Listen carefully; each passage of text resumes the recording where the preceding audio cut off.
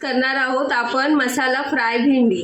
त्यासाठी लागणारं साहित्य हे आहे ओलं खोबरं, तिखट, लसूण, गरम मसाला, हळद आणि मीठ हे सर्व घ्यायचं। आता ही आमच्याकडे आज गावठी भेंडी आलेली, ती आम्ही आणली।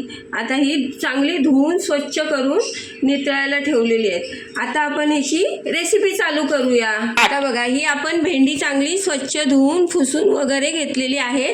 आता आपण हा मसाला सुद्धा तयार करून घेतलेला आहे। थोडा मिक्सरला फिरवून घ्यायचा, म्हणजे जरा बारीक झाला ना, म्हणजे तो व्यवस्थित लागला जातो ना त्याच्यामध्ये, म्हणून हे बघा। हे आता आपण अशी भेंडी आपली भरून घ्यायची। हे बघा, असं त्याच्यामध्ये मसाला आणि हे बरोबर व्यवस्थित असं कापायचं सरळ, आणि हे बघा असं चांगलं भरायचं आणि हे चांगलं गच्च भरायचं, म्हणजे अशी भेंडी चांगली कुरकुरीत होतात आणि छान लागतात। हे बघा असं असे सगळे भरून घ्यायचे आणि नंतर मग आपण हे करायचं। हे बघा, आता आपली ही भेंडी मसाला फ्राय करायची आहेत ना, ती आता भरून झाली आपली। आता आपण गॅस पेटवायचा, त्यावरती तवा ठेवायचा, त्याच्यात आता तेल टाकायचं।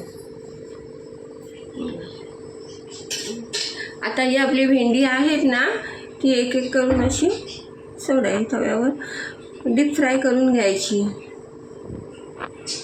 अशी चांगली अशी व्यवस्थित हे करायची, तळून काढायची, डीप फ्राय करून। अशी तुम्ही करा आणि खा, मस्त लागतात भेंडी। माझ्या मुलाला ना भरपूर आवडतात भेंडी।